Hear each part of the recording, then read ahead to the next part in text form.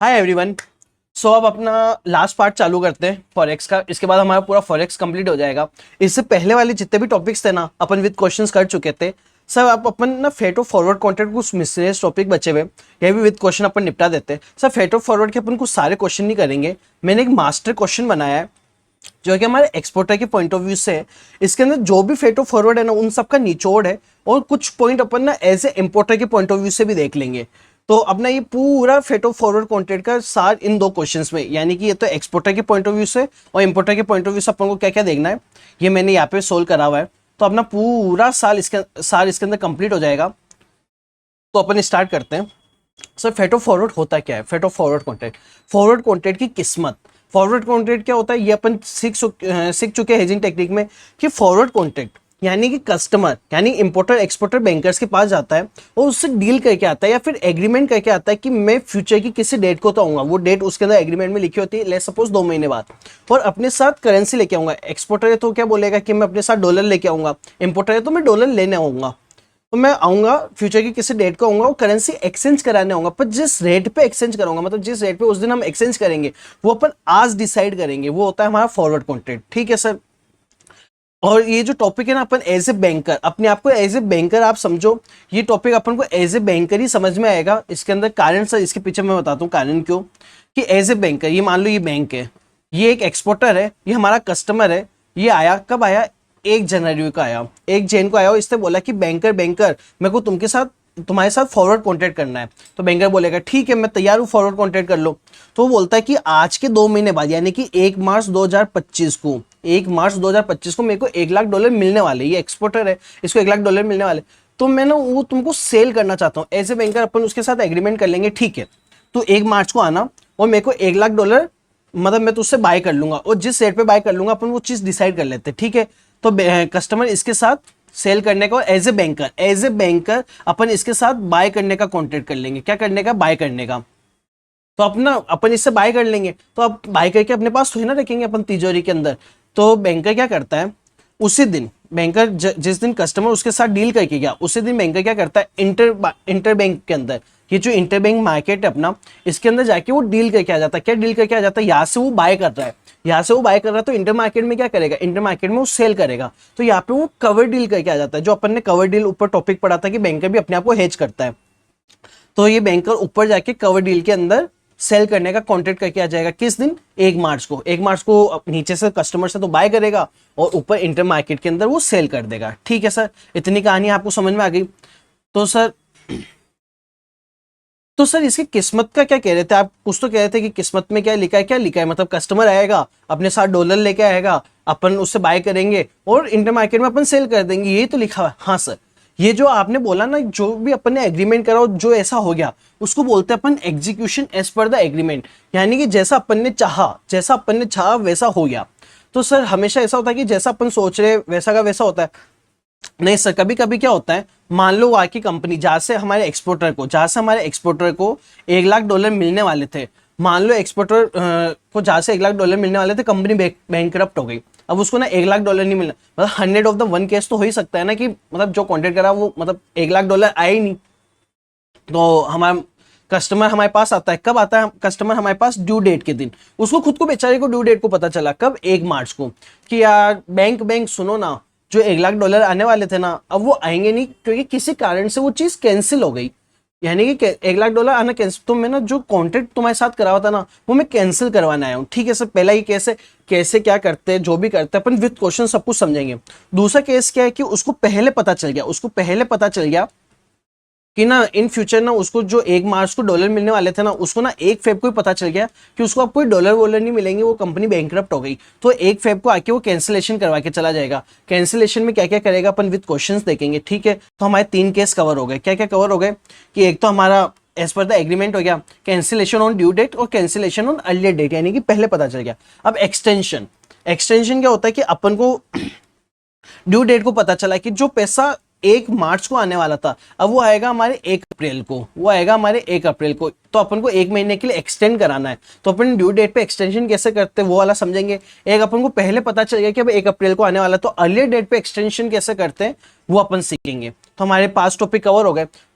छठा टॉपिक है अपना कि मान लो अपन को पेमेंट किस दिन आने वाला था, पेमेंट आने वाला था अपन को, मतलब कस्टमर को कब आने वाला था, कस्टमर को आने वाला था 1 मार्च को, पर कस्टमर को कब आ गया पेमेंट, 1 फेब को ही आ गया। तो वो आके 1 फेब को अगर डिलीवरी लेता है, अर्लियर डिलीवरी यानी पहले डिलीवरी रहता है, तो उस केस में क्या करेंगे, मान लो सर ड्यू डेट तक, ड्यू डेट आ गई तो हमारी ये अर्लियर डिलीवरी वाला भी टॉपिक कंप्लीट, मतलब इसके अंदर अपन कवर करेंगे।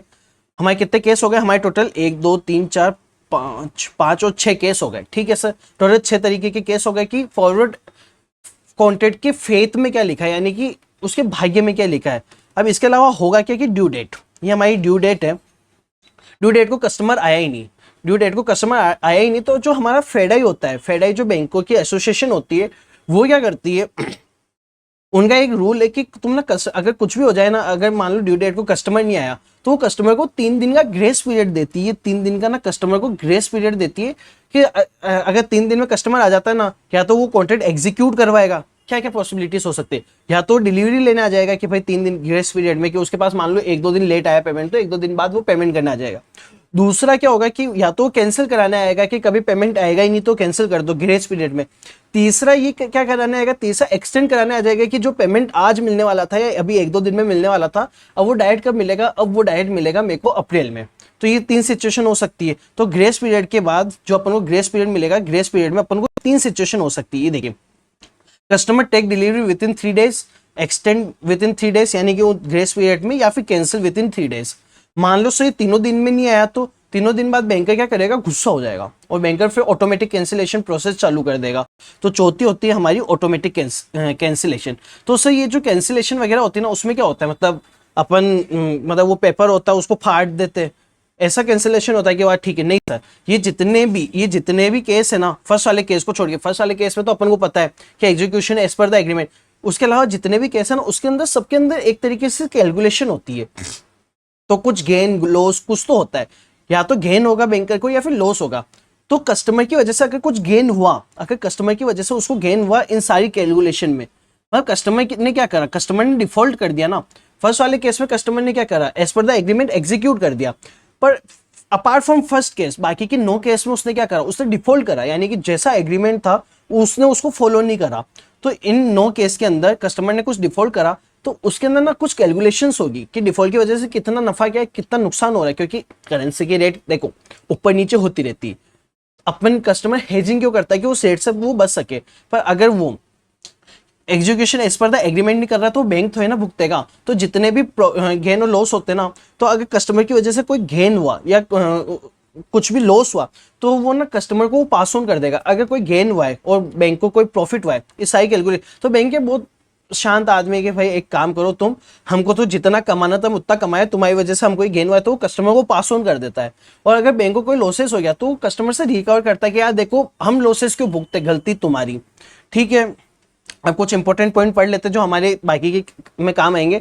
कि अपन ने पढ़ लिया था कि अगर कोई लॉसेस होते तो बैंकर क्या करेगा, उससे रिकवर करेगा, गेन होते तो उनको वो क्या कहते हैं पास ऑन कर देगा। पर only in case of automatic cancellation, only in case of automatic cancellation वो कस्टमर को गेन पास ऑन नहीं करेगा। जो भी गेन होगा ना, जितनी भी कैलकुलेशंस होगी, वो कभी भी गेन पास ऑन नहीं करेगा, केवल लॉसेस रिकवर करेगा। सर इसको ना आप 2 तरीके से समझ सकते हो। पहला, कस्टमर को उसने 3 दिन का ग्रेस पीरियड दिया था कि तू 3 दिन के ग्रेस पीरियड में आप और तेरा कॉन्ट्रैक्ट जो भी कैंसिल कराना, एग्जीक्यूट कराना, कुछ भी कराना करके चला जाए, पर कस्टमर आया ही नहीं, तो बैंकर गुस्सा हो जाएगा। वो कहेगा कि अब तो भाई तू खुद ही नहीं चाहता है, तो अगर गेन हुआ ना तो बैंकर चुपचाप उस गेन को रख लेगा। या फिर एक और चीज देखिए आप, ये एक केस के अलावा ऊपर जितने भी केस है उसके अंदर कस्टमर खुद बैंक के पास चल के आता है और बैंक के साथ डील करता है, मतलब लास्ट डे पे, ड्यू डेट के बाद खुद कस्टमर आता है।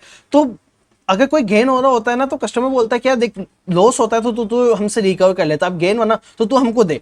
पर ये जो लास्ट वाला पार्ट है ना, ऑटोमेटिक कैंसिलेशन, कस्टमर आया ही नहीं, तो बैंक क्या करता है, कस्टमर आया ही नहीं तो जो भी गेन हो चुपचाप अपनी जेब में रख लेता है। अगर लॉसेस हुआ तो कस्टमर के साथ वो डील करके आ जाता है। आई होप आपको ये समझ में आ गया होगा।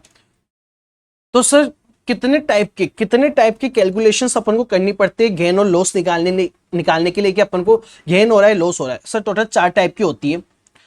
पहला होता है हमारा swap difference, upon with question समझेंगे क्या होता है।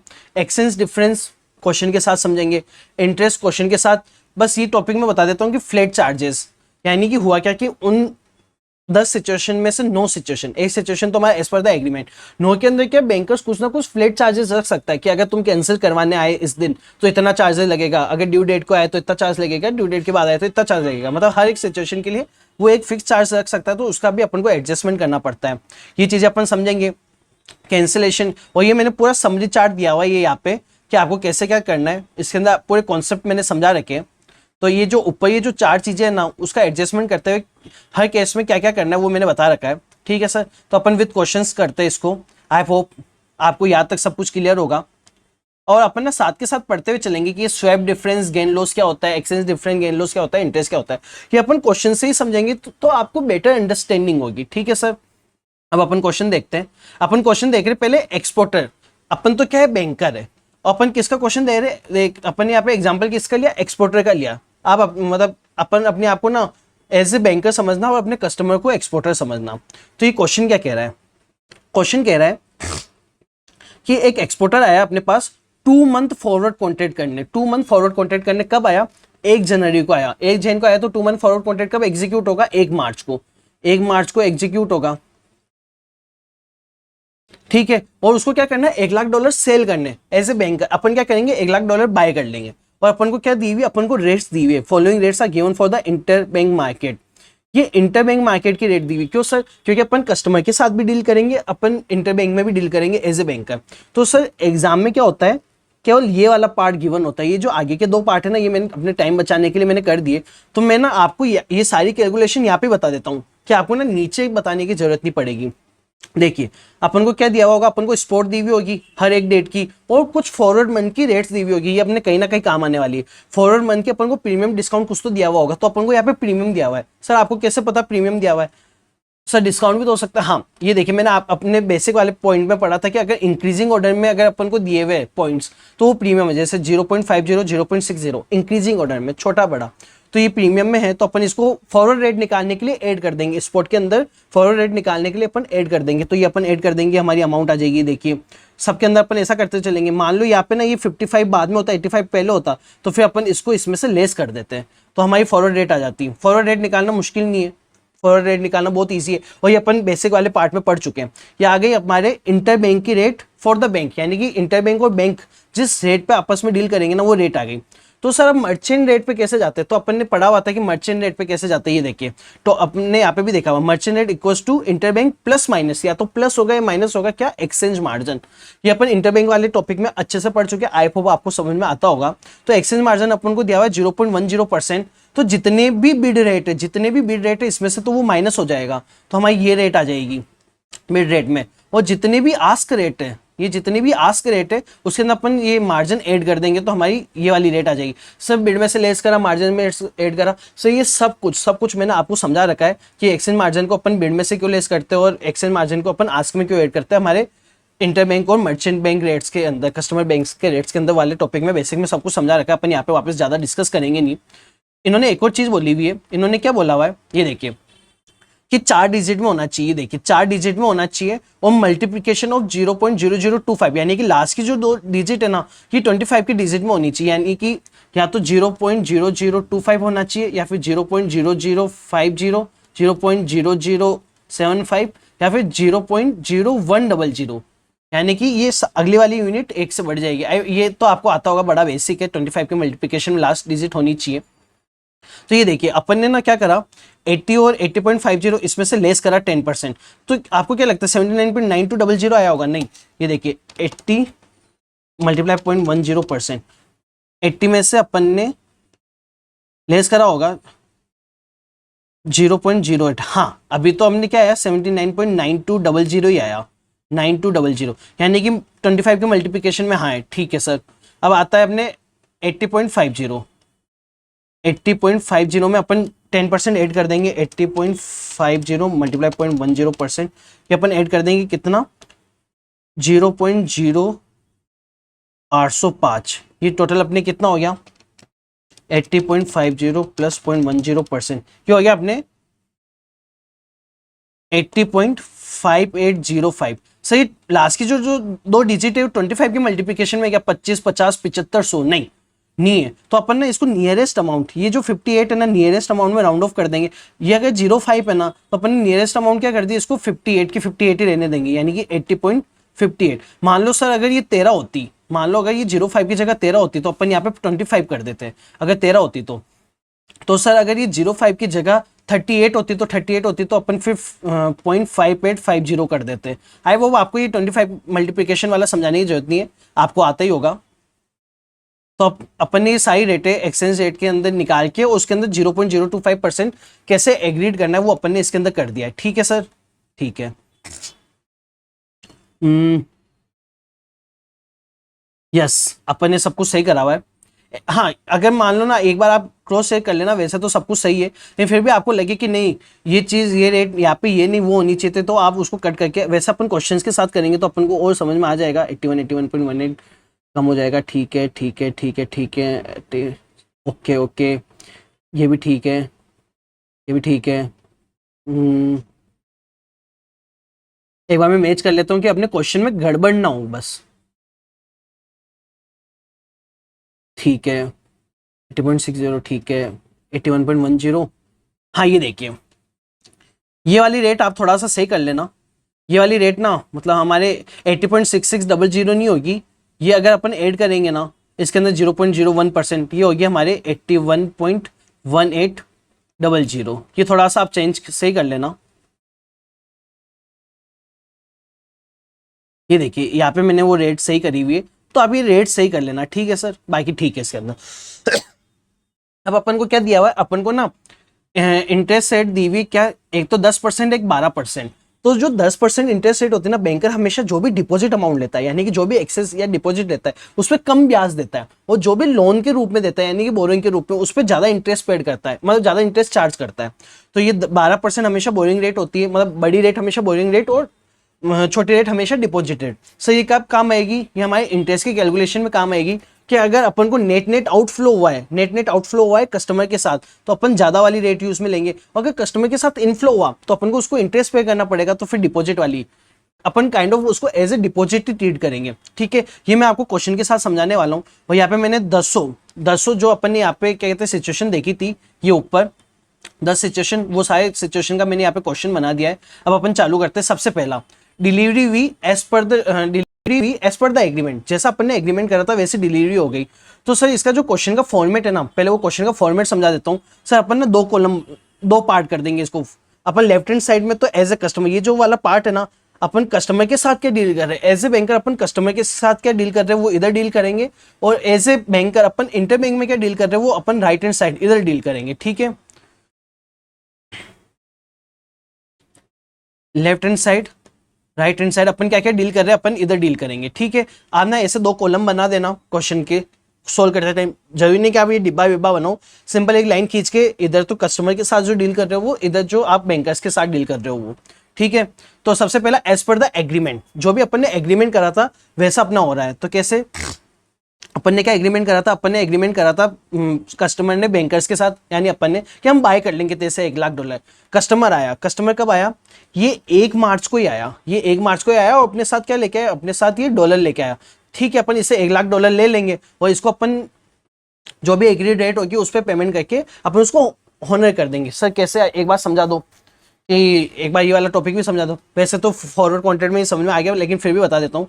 ये देखिए, ये अपन क्वेश्चन इधर रहने देते हैं, रेट्स इधर से देखते हैं।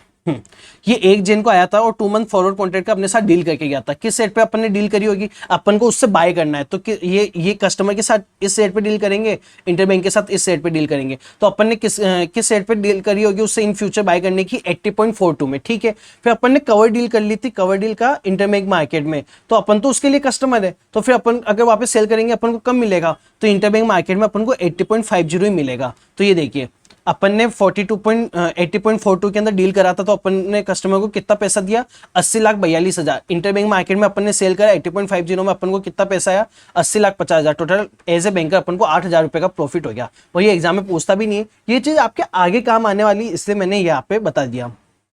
ठीक है, अब अपन दूसरा केस देखते हैं। दूसरा केस अपना क्या था कि कस्टमर आया, कस्टमर कब आया, ड्यू डेट को आया। ड्यू डेट को क्या लेने आया, वो कैंसिलेशन करवाने आया, यानी कि कैंसिलेशन ऑन ड्यू डेट। तो कस्टमर बैंक के पास जाता है, बैंक बोलता है ओह तुम आ गए कस्टमर, मैं सुबह से तुम्हारा इंतजार कर रहा था, तुम लंच के बाद कैसे आए। तो ये बोला ना कि आपका लंच वंच चलता रहता है, एसबीआई बैंक है तो चलो लंच के बाद ही चलते हैं, लंबी बात करनी बैठ के। तो बैंकर बोलता है लंबी बात क्या, तुम मेरे डॉलर दो फटाफट फटाफट, मैं इंटर बैंक में जाके उसको एक्सचेंज करा के आता हूँ। तो कस्टमर बोलता है कि यार सर डॉलर तो नहीं है। तो बैंकर पूछता है डॉलर क्यों नहीं है, मतलब डॉलर तो चाहिए ना, अपना एग्रीमेंट हुआ था। तो कस्टमर बोलता है कि देखो सर हुआ क्या, जहां से पेमेंट आने वाला था ना, अपने एग्जांपल के लिए ले रहे, कारण बहुत सारे हो सकते हैं, वो कंपनी बैंकरप्ट हो गई, तो वो $1,00,000 आए नहीं, तो मैं यहाँ पे आया हूँ आपसे कॉन्ट्रैक्ट कैंसिल करवाने, यानी कि ड्यू डेट को कैंसिल करवाना आ रहा है। तो बैंकर बोलता है नहीं नहीं नहीं नहीं नहीं कस्टमर, ऐसा नहीं होता है कि तुम आए और तुमने बोला कॉन्ट्रैक्ट कैंसिल कर दो तो हमारा जो एग्रीमेंट है अपन उसको फाड़ देंगे। हुआ क्या कि जब तुम हमसे एग्रीमेंट करके गए थे उसी दिन हमने इंटरबैंक के अंदर हमारी एक पोजीशन ले ली थी, हमने तुमसे बाय करने का कॉन्ट्रैक्ट करा था, तो हमने ऊपर सेल करने का कॉन्ट्रैक्ट कर लिया था, तो हमको वहां पे भी सेट ऑफ करना पड़ेगा। तो कस्टमर बोलता है कि देखो डॉलर तो है नहीं। तो बैंकर बोलता है ठीक है, ये सारी बातें क्या हो रही थी, सारी बातें हो रही थी काउंटर नंबर 6 पे, एसबीआई कि ये काम तुमको काउंटर नंबर 4 पे करना पड़ेगा, काउंटर नंबर 5 पे करना पड़ेगा। तो ये जो भी फॉरवर्ड कॉन्ट्रैक्ट जेन के मतलब काउंटर नंबर 6 क्या करता है, जो भी 2 मंथ फॉरवर्ड कॉन्ट्रैक्ट्स होते हैं ना, जो भी 2 मंथ फॉरवर्ड कॉन्ट्रैक्ट वो काउंटर नंबर 6 पे, अपने एग्जाम्पल के लिए रियल लाइफ में ऐसा नहीं होता है। तो काउंटर नंबर 6 पे तो यहाँ पे वो बैठ के डील कर रहे थे दोनों जने।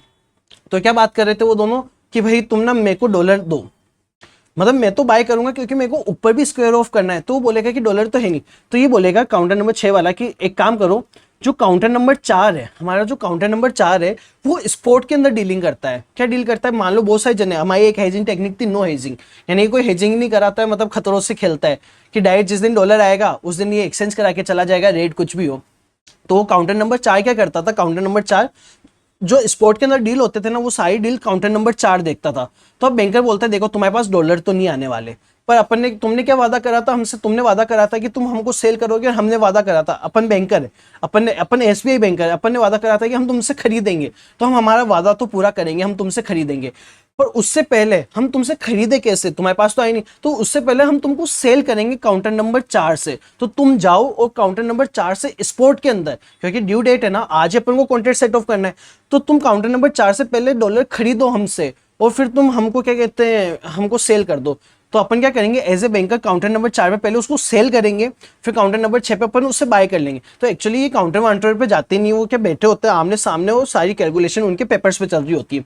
तो वो कस्टमर बोलता है कि क्या काउंटर नंबर 4 पे जाएंगे, आप एक काम करो, मैं खरीदूंगा आपको दूंगा, आप जो भी एक्सचेंज डिफरेंस आ रहा है, एक्सचेंज डिफरेंस वो आप में से लो और ये यहाँ पे क्लोज कर दो। तो बैंकर बोलता है ठीक है, तो एक काम करो तुम, ये कहानी मैंने इसलिए समझाई, मान लो ये स्पोर्ट से पहले खरीदेगा और क्या कहते हैं काउंटर नंबर 6 पे दे देगा, फिर बैंकर जाके वो इनकैश करा के आ जाएगा, जबकि ये होता नहीं, इन पेपर वर्किंग होती है। तो कस्टमर बोलता है ठीक है, तो मैं पहले बाय कर लेता हूँ यहाँ से और फिर तुमको यहाँ पे सेल कर देता हूँ। एज ए बैंकर अपन ने यहाँ पे क्या करा, सेल करा, तो यहाँ पे अपन ने बाय कर लिया।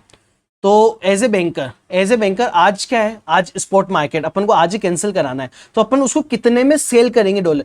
सर इसको ना, अगर मैं इन शॉर्ट बताऊं तो इसको बोलते हैं कि जब भी अपन को कोई कॉन्ट्रैक्ट कैंसिल करवाना है, जब भी अपन को कोई कॉन्ट्रैक्ट कैंसिल कराना है, अपन ने इससे बाय करने का कॉन्ट्रैक्ट करा होता है, क्या बाय करने का, और जब भी अपन को कोई कॉन्ट्रैक्ट कैंसिल कराना होता है या फिर स्क्वायर ऑफ करना होता है, यानी कि उसको क्लोज कराना होता है, तो अपन क्या करते हैं, रिवर्स यानी कि अपोजिट एक्शन ले लेते हैं। बाय की जगह अपन अब इसके साथ कॉन्ट्रैक्ट कर लेंगे सेल का। इसके पीछे का लॉजिक समझा दिया मैंने, काउंटर नंबर 6 काउंटर नंबर 4 से लिटरली इस पे जाना मत, सारी ये तो मैंने केवल फॉर एग्जांपल आपके विजुअलाइजेशन के लिए बताया है, बाकी सारा पेपर पे होता है।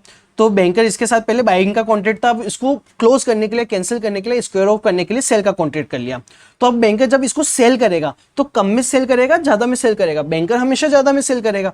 तो बैंकर अगर इसको ज्यादा में सेल करेगा, कब सेल कर रहा है, 1 मार्च को, और किस लिए सेल कर रहा है, स्पोर्ट के लिए सेल कर रहा है। ज्यादा में सेल करेगा, कौन किसके साथ डील कर रहा है, अभी कस्टमर के साथ डील कर रहा है, कस्टमर यानी मर्चेंट रेट। तो ये कितने में सेल करेगा, ये 81.03 में सेल करेगा, 81.03 में ये सेल करेगा, और फिर इससे बाय कर लेगा कितने में, इसने कॉन्ट्रैक्ट कितने में करा हुआ था, इसने कॉन्ट्रैक्ट करा हुआ था 80.42 में, ये 80.42 के अंदर। तो इसको कितने का गेन हो गया, इसको 0.61 का गेन हो गया।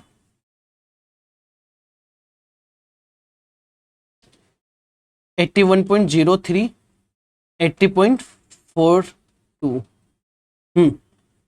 तो इसको कितने का गेन हो गया, 81.03 माइनस 80.42, इसको गेन हो गया 0.61 पैसे का पर डॉलर, यानी कि इतना गेन इसको होना चाहिए। अभी तक इन पेपर वर्किंग हुई, तो अब ये कस्टमर को बोलेगा अगर तुमको कैंसिल कराना है 0.61 के हिसाब से तुम $1,00,000 पे हमको पेमेंट करो, यानी 61,000 रुपये तुम हमको पेमेंट करो और ये कॉन्ट्रैक्ट कैंसिल करवा दो, तो कस्टमर ठीक है वो चीज़ करके आ जाएगा। तो ये हमारा कस्टमर का, अपन ने कस्टमर के साथ 1 जैन को क्या डील करा था वो हो गई, और अपन ने कस्टमर के साथ 1 मार्च को क्या डील करा वो भी हो गए, अपोजिट एक्शन। अब बैंकर क्या करेगा, वैसे ये एग्जाम में पूछा नहीं जाता लेकिन फिर भी मैं बता देता हूँ। और ये क्या कहते हैं 81.03 अपन ने यहाँ पे वैसे डायरेक्ट निकाल लिया, क्योंकि यहाँ पे अपन ने क्या क्या कहते हैं, ये देखिए स्पोर्ट के अंदर अपन ने पहले से निकाल रखी थी। अगर अपन निकाल के नहीं रखे तो अपन एग्जाम में क्या करेंगे, ये देखिए कस्टमर पहले कस्टमर के साथ वो डील कैंसिल करने से पहले वो खुद भी तो इंटर मार्केट के अंदर डील कैंसिल करा के आएगा, तो इंटर मार्केट के लिए क्या, इंटर मार्केट के लिए वो भी कस्टमर है,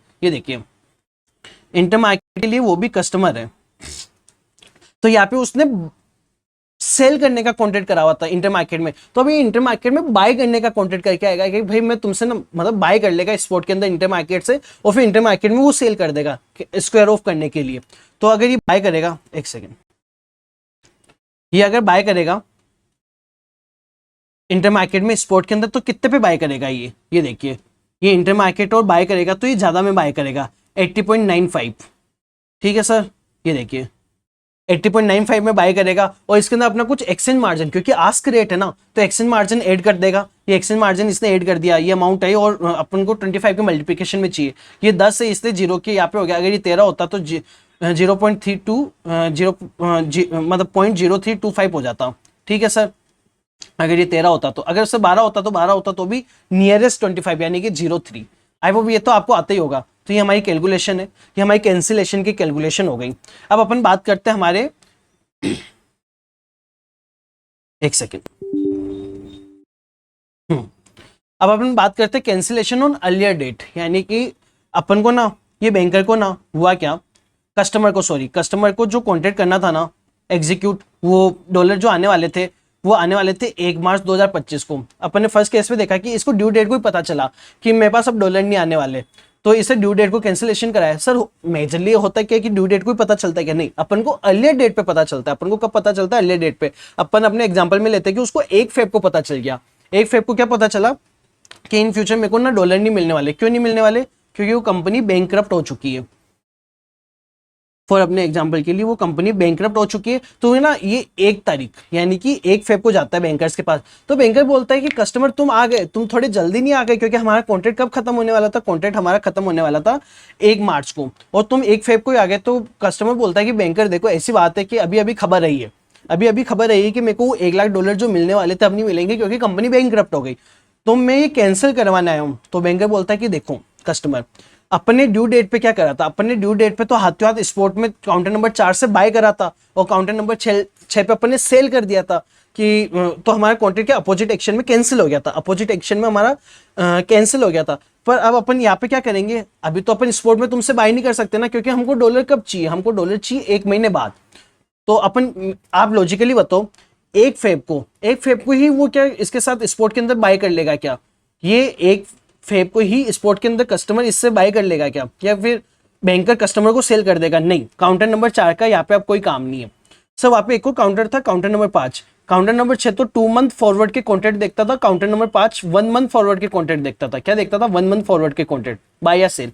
तो अब बैंकर बोलता है देखो हमको डॉलर कब चाहिए, हमको डॉलर 1 मार्च को चाहिए, यानी कि हमारा जो वादा है 1 मार्च को डॉलर बाय करने का, हम तो वो निभा के रहेंगे। तो तुम एक काम करो, अभी कितना टाइम बाकी, 1 महीना बाकी है, अभी कितना टाइम बाकी, 1 महीना बाकी है, और तुम्हारे पास डॉलर आने नहीं वाला, तो तुम हमसे आज वादा करके चले जाओ कि क्या कहते हैं तुम हमसे बाय कर लोगे। एज ए बैंकर अपन उससे वादा कर लेंगे कि 1 मार्च को हम तुमको डॉलर सेल भी कर देंगे, यानी कि पहले हम तुमको सेल करेंगे डॉलर, फिर वो जो डॉलर तुमको मिलेंगे हम उससे बाय कर लेंगे, यानी कि अपोजिट एक्शन।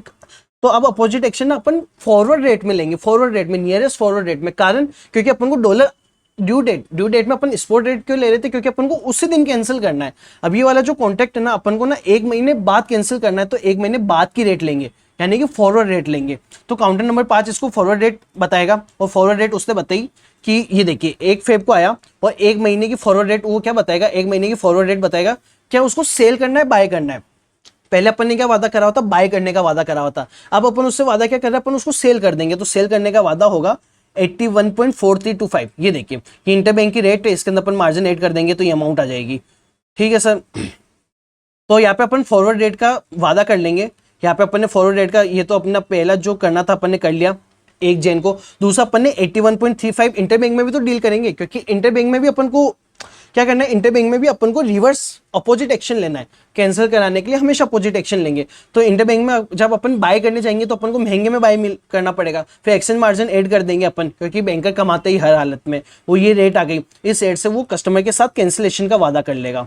ठीक है सर, कैंसिलेशन का वादा कर लेगा कि 81.4325 में हम तुमको सेल कर देंगे 1 महीने बाद, 1 मार्च को। तो हम तुमको इतने पे सेल कर देंगे, हम तुमसे बाय कर लेंगे 80.4200 में। तो इसको पर डॉलर 1.0125 पर डॉलर, इसको क्या बेनिफिट हो रहा है। और टोटल कितने का वादा था, $1,00,000 का, यानी कि 1,01,250 ये कस्टमर से लेगा। तो कैंसिलेशन वाले दोनों केस में क्या करेगा, ये अपोजिट एक्शन ले लेगा। ड्यू डेट के दिन तो स्पॉट वाली, और अर्लियर डेट में जो रिमेनिंग मंथ की जो नियरेस्ट फ्यूचर फॉरवर्ड रेट है ना उसके साथ। सर हमको एक चीज बताइए, ये जो वादा कर रहा है, ये देखिए यहाँ पे पहले इसने 81 में सेल करने का वादा करा, 81.03 में स्पॉट के दिन सेल करने का वादा करा, फिर 80.42 में इसने खरीद लिया। और यहाँ पे इसने वादा करा कि भाई 81.4325 में 1 महीने बाद हम तेरे को पहले सेल करेंगे, फिर हम तुझसे बाय कर लेंगे 80.4200 में। तो सर ये जो डिफरेंस आता है ना, इसको हमारी भाषा में बोलते हैं एक्सचेंज डिफरेंस। क्या बोलते हैं अपन इसको, एक्सचेंज डिफरेंस। तो कस्टमर बैंकर क्या करेगा, एक्सचेंज डिफरेंस, जो भी एक्सचेंज डिफरेंस, क्योंकि ये सारी वर्किंग क्या पेपर में हो रही है, ये एक्चुअल में हो नहीं रही है।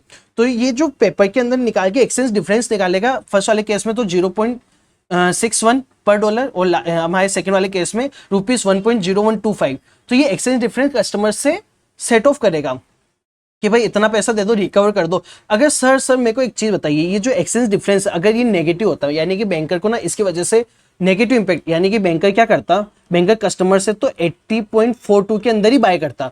मान लो ये रेट जो 81.03 आई ना, ये 80.03 आती, तो यानी कि कस्टमर को कितने पे बाय कर रहा है, वो कस्टमर से बाय कर रहा है 80.42 में, कस्टमर को कितने पे सेल कर रहा है वो 80.03 में। तो बैंकर को कायदे से कितना लॉस होना चाहिए, बैंकर को कायदे से 80.42 माइनस 80.03, 0.39 का लॉस होना चाहिए, यानी कि कस्टमर को 0.39 का फायदा हो रहा है। तो बैंकर क्या करेगा, अगर एक्सचेंज डिफरेंस कस्टमर के फायदे का है, एक्सचेंज डिफरेंस जो ये आया ना, ये कस्टमर के फायदे का है, तो वो उसको हैंड ओवर कर देगा कि भाई ये देख 0.39 पर डॉलर इतने रुपीस का तेरा हक बनता है, यानी कि $1,00,000 का 39,000 रुपीज का तेरा हक बनता है, तो तू ये लेके चला जा।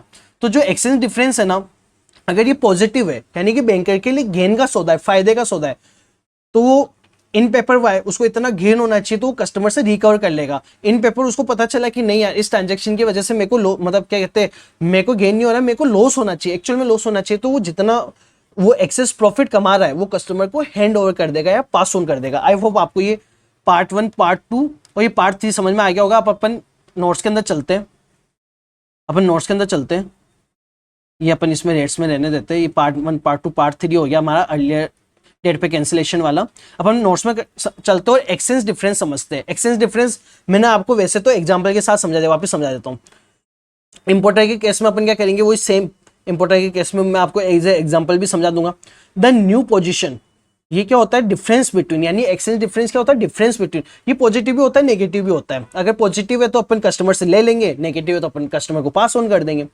The new position banker will take with the customer क्या, to offset the cancellation at date day, यानी कि नई कैलकुलेशन नहीं, ये नई कैलकुलेशन या फिर नई पोजीशन। ये कैसे निकालेंगे, मर्चेंट रेट यानी customer rate equal to interbank rate plus minus exchange margin, यानी बिड है तो लेस कर दो और आस्क है तो ऐड कर दो, ये आपको निकालना आता है। और इनिशियली जो भी अपन ने पोजीशन करी हुई थी, अपने एग्जाम्पल में अपन ने क्या करा था, 81.03, ये जो अपन ने नई पोजीशन ली थी सेल की, स्पॉट के अंदर सेल की, और अपन ने इनिशियली क्या पोजीशन ली हुई थी, इनिशियली अपन 80.42 में बाय करने वाले थे। तो इन दोनों का जो डिफरेंस है वो है एक्सचेंज डिफरेंस। ये गेन लॉस होता है, अगर अपने ना इन पेपर गेन हो रहा है तो अपन रिकवर कर लेंगे, इन पेपर अपन को बैंकर को लॉस हो रहा है तो अपन उसको पास ऑन कर देंगे। आई होप आपको ये दोनों केस समझ में आ गए होंगे। अब अपन तीसरे केस पे चलते हैं। तीसरा केस क्या कह रहा है कि अगर अपन को एक्सटेंशन कराना है for 1 month on due date. हुआ क्या,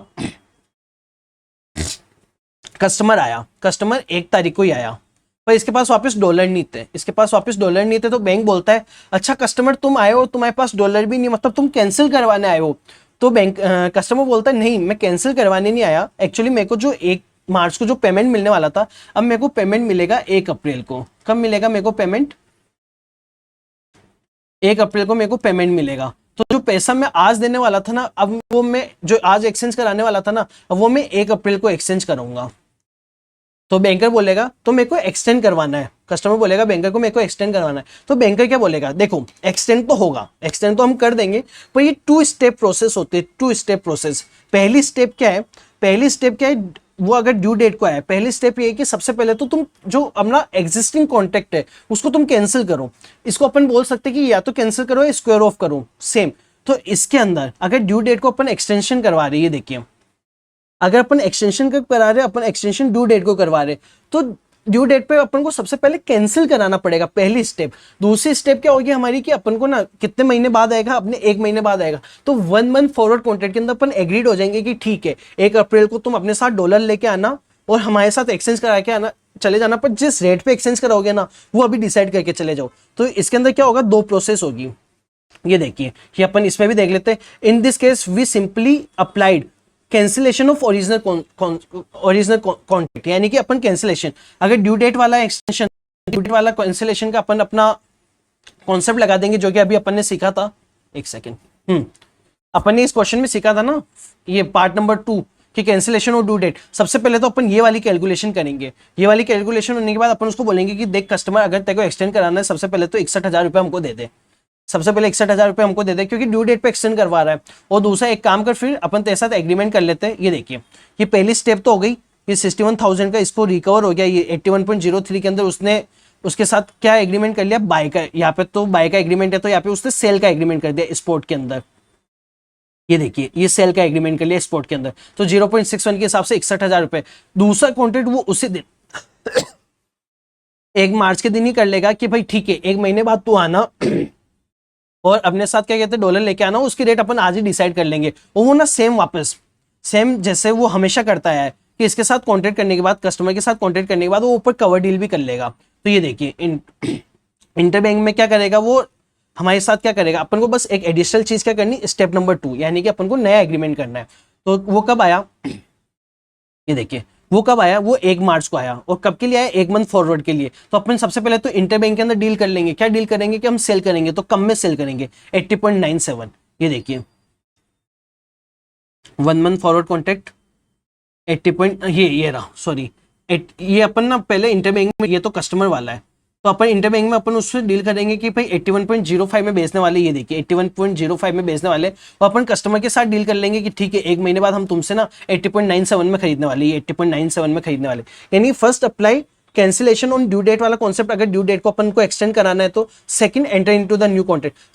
सर अगर ये ना 1 मार्च को ना आके वो 1 फेब को ही आ जाता, ये 1 फेब को ही आ जाता, बोलता कि यार सुनो ऐसी बात है कि जो 1 मार्च को पेमेंट आने वाला था ना $1,00,000, अब आएगा वो 1 अप्रैल को डॉलर। तो बैंकर वही बोलेगा कि तुम सबसे पहले एक काम करो, अर्लियर कैंसिलेशन वाला कॉन्सेप्ट होता है ना, 2 स्टेप। सबसे पहले तो अर्लियर कैंसिलेशन करा दो आप।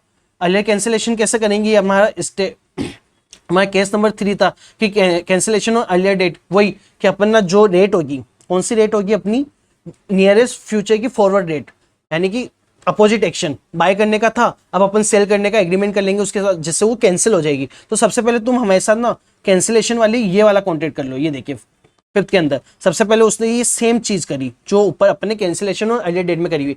दूसरा ये करो, अब तुमको डॉलर कब चाहिए, अब तुमको डॉलर कब एक्सचेंज कराने, 2 महीने बाद या से 2 मंथ बाद करवाने। तो एक काम करो 2 मंथ फॉरवर्ड कॉन्ट्रैक्ट कर लो हमसे। तो ये कब आया, ये आया हमारे 1 फेब को, पहले 1 मार्च को आया था, अब ये आया हमारे 1 फेब को। यहाँ से 2 month forward contract, 2 month forward contract अपन कस्टमर से बाय करने का कॉन्ट्रैक्ट करेंगे। ये देखिए 80.5700, ये देखिए 80.5700। और अपन साथ के साथ कवर डील भी कर लेंगे बैंक के साथ कि भाई 2 महीने बाद, यानी कि 1 फेब को अपन कॉन्ट्रैक्ट कर लेंगे बैंक के साथ कि भाई 2 महीने बाद आऊंगा और तुमको सेल करके जाऊंगा। तो बैंक अपन से क्या कम में क्या कहते हैं खरीदेगा।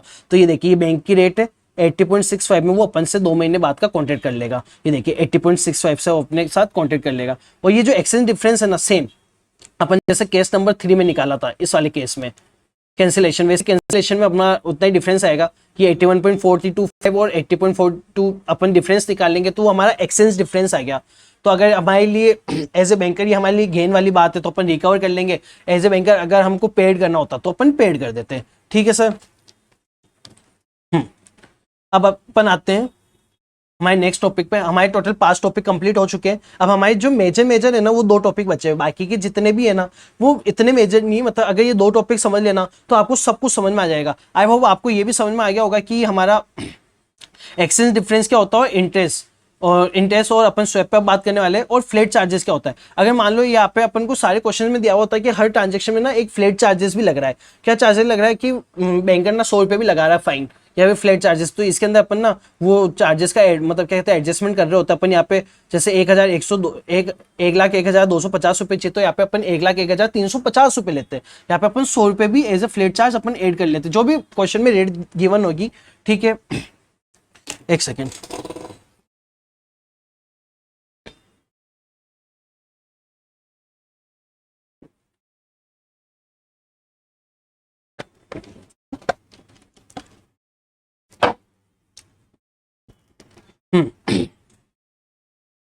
अर्लियर डिलीवरी, ये देखिए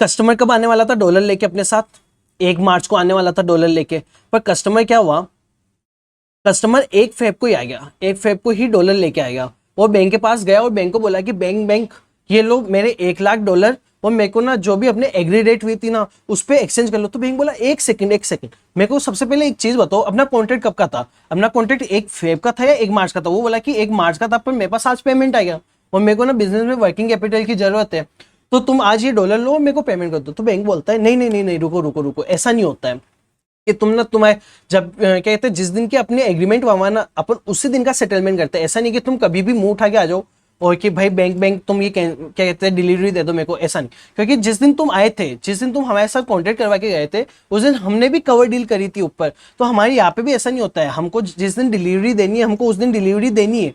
तो कस्टमर बोलता है ठीक है, तो मतलब क्या कर सकते हैं अब अपन। तो बैंकर बोलता है उसको कि देखो हम ना एग्रीड रेट पे, जो भी एग्रीड रेट है हम उसमें ना तुमको पैसा देने को तैयार है, पर हमको ना ऊपर इंटर बैंक के अंदर हमको ना कुछ कैलकुलेशंस करनी पड़ेगी। यानी कि हमको इंटर बैंक के अंदर हमारा कॉन्ट्रैक्ट कैंसिल करना पड़ेगा, क्योंकि पेमेंट तो तुम आज लेके चले जाओगे, तो 1 महीने बाद हम कैसे पेमेंट करेंगे। तो ये जो सारी कैलकुलेशन होगी ना उसमें कुछ नफा भी हो सकता है, कुछ नुकसान भी हो सकता है। तो कस्टमर बोलता है ठीक है, मतलब जो भी अगर नुकसान होगा ना मैं तुमको वो पे करने को तैयार हूँ। तो बैंकर बोलेगा ठीक है, तू इतनी बड़ी बात कर रहा है तो एक सुन, अगर नफा हो गया ना इस पूरी कैलकुलेशन की वजह से तो मैं तेरे को पेड करने को तैयार हूं उतना नफा। यानी कि इस पूरी कैलकुलेशन में अर्लियर डिलीवरी में अगर कोई प्रॉफिट होता है तो वो बैंकर कस्टमर को दे देगा, और अगर लॉस होता है तो वो कस्टमर से रिकवर कर लेगा। तो अपन इसको समझते हैं, क्या क्या होगा। सबसे पहले अर्लियर डिलीवरी, तो ये सबसे पहले ना 1 लाख डॉलर लेके आएगा, ये 1 लाख डॉलर लेके आया और ये ना इसको बैंकर को दे देगा। और बैंकर इसको अपने एग्री रेट क्या है, अपने एग्री रेट इनिशियली क्या थी 80.42, तो ये 80.42 के हिसाब से इसको पेमेंट कर देगा 1 लाख डॉलर का। ठीक है, तो इसको कितना पेमेंट कर देगा, 80,42,000 रुपए का इसको ये पेमेंट कर देगा 1 लाख डॉलर लेके। तो अब कस्टमर ना सूटकेस के अंदर 80,42,000 रुपए लेके बैठा हो, कह रहा है कि तुम कैलकुलेशन कर लो, जो भी तुम्हारा नफा नुकसान आ रहा है इस वजह से मैं निकाल के तुमको दे दूंगा। बोलता है ठीक है, मैं नफा नुकसान निकाल के देखता हूँ। तो मेरे को एक चीज बताओ, कस्टमर कब आया, कस्टमर 1 फेब को आया। अगर तो अपन क्या करेंगे, डॉलर अपने पास रखेंगे या अपन इंटरबैंक अपने पास। सारी चीजें हटाओ, सबसे पहले मेरे को एक चीज बताओ, जब अपन ने एज ए बैंकर जब अपन ने 1 मार्च को कस्टमर्स के साथ डील करी थी, 1 मार्च को अपन ने कस्टमर के साथ डील करी थी कि तू डॉलर लेके आना और हम 80.42 में खरीद लेंगे। तो ये हमारी क्या थी, ओब्लिगेशन थी कि हमको वो कॉन्ट्रैक्ट कंप्लीट करना है। तो एक तो हमारी ये ओब्लिगेशन थी, ओब्लिगेशन नंबर 1। एक हमारी अपन ने क्या कवर डील करा था, ये अपन ने इंटरबैंक में जाके कवर डील करा था। तो हमारी ओब्लिगेशन नंबर 2 क्या थी, ओब्लिगेशन नंबर 2 थी कि कस्टमर से तो हमको बाय करना है, ओब्लिगेशन 1। ओब्लिगेशन 2 थी कि हमको इंटरबैंक में जाके सेल करना है। तो हमारी कितनी ओब्लिगेशन है, हमारी 2 ओब्लिगेशन है। ठीक है, दो ऑब्लिगेशन है, ये अपन अपना एग्जांपल में चलते हैं वापस। कस्टमर से अपन ने $1,00,000 बाय कर लिए कितनी रेट पे, 80.42 में अपन ने बाय कर लिया, तो अपन ने कस्टमर को 80,42,000 रुपए पेड कर दिए। तो हमारी कितनी ऑब्लिगेशंस खत्म हो गई, हमारी केवल अभी एक ऑब्लिगेशन खत्म हुई कस्टमर के साथ वाली, बैंक के साथ वाली ऑब्लिगेशन अभी भी पेंडिंग है। पर उससे पहले मेरे को एक चीज बताओ, ये जो $1,00,000 है ये अपन अपने पास बैंक में रखेंगे, अपन इंटर बैंक में जाके सेल करके आ जाएंगे? अपन इंटर बैंक में जाके सेल करके आ जाएंगे। तो अपन कब सेल करेंगे, अपन फेब में आया है तो अपन फेब में सेल करेंगे। ये देखिए, ये अपन को फेब की रेट दी हुई है और अपन फेब में क्या स्पॉट रेट में सेल करेंगे। किस में सेल करेंगे अपन स्पॉट रेट में। तो अपन को ज्यादा मिलेगा कम मिलेगा, अपन को कम मिलेगा, क्योंकि अपन सेल करना ना, तो अपन को मिलेगा 80.10। ये देखिए, अपन ने क्या करा, अपन ने सेल कर दिया, सेल कितने पे, 80.10 के अंदर, sell at the lower rate, क्योंकि अपन को कस्टमर से रिसीव हुआ $1,00,000 अपने पास रखेंगे नहीं। ये हमारा हो गया। हमारी एक ऑब्लिगेशन भी खत्म हो गई। हमारी दूसरी ऑब्लिगेशन क्या थी, हमारी दूसरी ऑब्लिगेशन थी कि हमको ना फ्यूचर के अंदर, यानी कि 1 मार्च के अंदर हमको ना सेल करना है, क्या, इंटरबैंक मार्केट में डॉलर को 80.50 में। तो अपन अब इसको ना कैंसिल करेंगे, कैंसिल के दूसरी ऑब्लिगेशन को अपन कैंसिल करेंगे। तो कैंसिल कैसे करते हैं, कैंसिल हमेशा अपन ऑपोजिट एक्शन लेके, यहाँ पे अपन सेल करने वाले थे, अपन अब अपन क्या करेंगे, 1 फेब को अब कितने महीना बाकी है, 1 महीना बाकी है, तो अपन 1 महीने का फॉरवर्ड बाइंग कॉन्ट्रैक्ट कर लेंगे। क्या कर लेंगे अपन, ये देखिए 1 मंथ बाइंग कॉन्ट्रैक्ट। यानी कि उससे होगा क्या, बाइंग कॉन्ट्रैक्ट करने से कि सबसे पहले तो अपन इंटरबैंक में जाएंगे और उनसे बाय करेंगे, इंटरबैंक में जाएंगे अपन उनसे बाय करेंगे, बाय कॉन्ट्रैक्ट कर लेंगे, फिर अपन ना उसको सेल कर देंगे। हमारा जो फर्स्ट एग्रीमेंट हुआ था ना 1 जन वाला, तो अपन उसको सेल कर देंगे, जिससे हमारे दोनों वादे पूरे हो जाएंगे, सेल वाला भी और बाय वाला भी। तो सर अपन जो बाइंग कॉन्ट्रैक्ट करने वाले वो किस रेट पे करने वाले, ये देखिए कि हमारी 1 फेब है और इस दिन हमको 1 मंथ की फॉरवर्ड, यानी कि अपन को इंटरबैंक में क्या करना है, बाइंग कॉन्ट्रैक्ट करना है, यानी कि ज्यादा वाली रेट पे अपन ये वाली रेट यूज में लेंगे इंटरबैंक की। ये देखिए ये वाली रेट, क्योंकि 1 महीने बाद अपन को उनसे बाय करना है, फिर अपन उनको सेल कितने में करेंगे, जितने पे भी अपन ने वादा करा हुआ था, तो 81.35। ये देखिए अपन उनसे वादा कर लेंगे कि हम आएंगे 1 महीने बाद तुमसे डॉलर बाय कर लेंगे, तो 81.35 में बाय कर लेंगे और वो सेल कर देंगे 80.50 में। तो इन सारी कैलकुलेशन में उसको लॉस हो रहा है नहीं हो रहा, आप ये देखिए लॉस क्या क्या हो रहा है। सबसे पहले ना वो अगर 1 महीने बाद आता, ये जो कस्टमर है अगर 1 महीने बाद आता, ये 1 फेब को ना आके 1 मार्च को आता, तो उसको अपन एज ए बैंकर कितने में सेल करते हैं, इंटरबैंक में 80.50 में सेल करते हैं। अभी अपन ने कितने में सेल करा, अपन ने अभी केवल 80.10 में सेल करा। तो कस्टमर की ऑब्लिगेशन खत्म करने के लिए, कस्टमर से बाइंग की ऑब्लिगेशन कंप्लीट करने के लिए अपन को इंटरबैंक में कितना लॉस हुआ, इंटरबैंक में अपन को एक तो पर डॉलर 0.40 पैसे का लॉस हुआ, ठीक है सर। दूसरा, हमारी एक ऑब्लिगेशन खत्म हो रही है जिसकी वजह से 0.40 का लॉस हो रहा है। दूसरी ऑब्लिगेशन कंप्लीट करने के लिए, यानी कि सेल का वादा कंप्लीट करने के लिए अपन ने अपोजिट एक्शन लिया, और अपोजिट एक्शन अपन ने बाइंग कॉन्ट्रैक्ट कर लिया कि हम तुमसे ना 81.35 में बाय कर लेंगे, फिर अपन उसको सेल कर दे कितने में, 80.50 में। यानी कि कस्टमर की वजह से जो दूसरी ऑब्लिगेशन कंप्लीट करने में हमारा खर्चा आ रहा है वो आ रहा है 0.85 का, 0.85 का। तो 0.40, 0.85, टोटल अपन को कितना नुकसान हो रहा है कस्टमर के जल्दी आने की वजह से, $1.25 पर डॉलर। तो $1,00,000 है तो अपन इसको इंटू कर लेंगे, तो 1,25,000 अपन उससे रिकवर कर लेंगे। तो सर एग्जाम में इतनी लंबी कैलकुलेशन करनी होती है क्या? नहीं सर, एग्जाम में क्या इतनी लंबी कैलकुलेशन नहीं करनी पड़ती है। ये जो भी कैलकुलेशन करिए ना, तो दुनिया इसको बोलती है स्वैप, यानी कि जो कॉन्ट्रैक्ट अपना 1 मार्च को होने वाला था उसको अपन ने स्वैप कर दिया 1 फेब से, यानी कि अपन ने 1 फेब को उसको कॉन्ट्रैक्ट को सेट ऑफ कर दिया। तो जो 1 मार्च के अंदर अपन जो करने वाले थे, एक सेकेंड,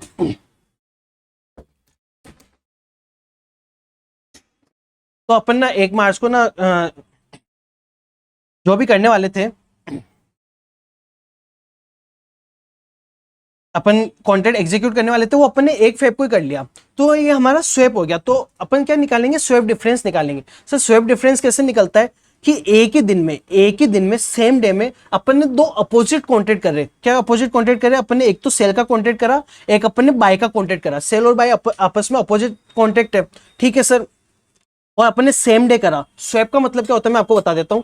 सेम डे अपन ने 2 अपोजिट कॉन्ट्रैक्ट करे फॉर डिफरेंट टाइम फ्रेम। ये तो अपन ने आज के लिए करा स्पॉट, ये अपन ने फ्यूचर के लिए करा 1 मंथ फ्यूचर। इन दोनों का जो भी डिफरेंस होता है ना, वो होता है स्वैप गेन।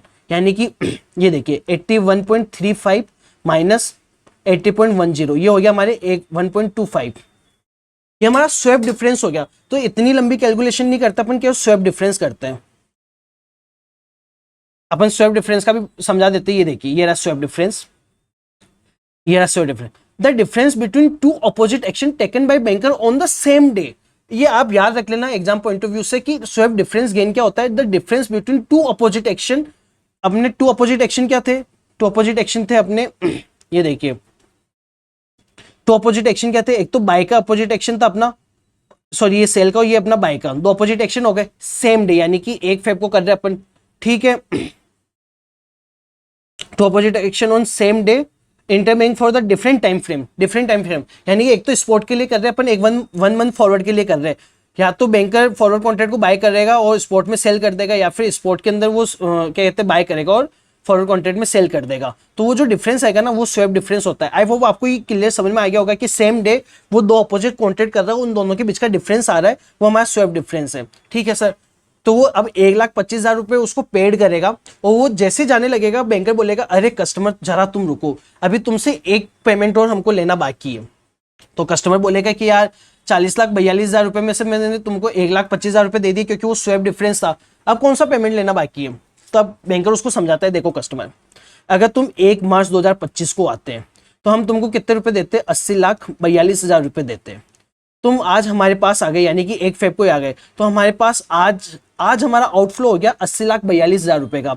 तो मान लो कल को आज शाम को जैसे तुम गए, एक कस्टमर आता है और वो कस्टमर हमसे बोरोइंग करने आता है, यानी कि लोन लेने आता है, लोन यानी कि बोरो करने आता है। तो हमारे पास 80,42,000 रुपए कम होंगे, तो हमारी एक महीने की अपॉर्चुनिटी प्रॉफिट, यानी कि अपॉर्चुनिटी, हमारे जो इंटरेस्ट की अपॉर्चुनिटी है वो कम हो रही है। हम तुमको एक महीना पहले पेमेंट कर रहे हैं 80,42,000, तो एक महीने के लिए हमारी जो इंटरेस्ट की अपॉर्चुनिटी है उसका लॉस हो रहा है, तो हम ना इंटरेस्ट की अपॉर्चुनिटी का तुमसे इंटरेस्ट चार्ज करेंगे। तो कस्टमर भड़क जाता है कि भाई ये थोड़ी ना बात है कि तुम स्वैप डिफरेंस भी ले रहे हो और तुम अपॉर्चुनिटी का इंटरेस्ट भी लोगे। तो वो एक फोन घुमाता है, तो वो फोन पे बोलता है कि यार बैंकर तो ऐसे ऐसे बात कर रहा है। तो जो फोन पे होता है ना, वो होता है सीए, उसका सीए। तो सीए बोलता है कि बात तो सही कह रहा है, वो बात तो सही कह रहा है कि हाँ आपको पेड करना पड़ेगा इंटरेस्ट कितने पे, 80,42,000 रुपए, क्योंकि वो आप एक महीना पहले ले रहे हो, उसको अपॉर्चुनिटी लॉस हो रहा है।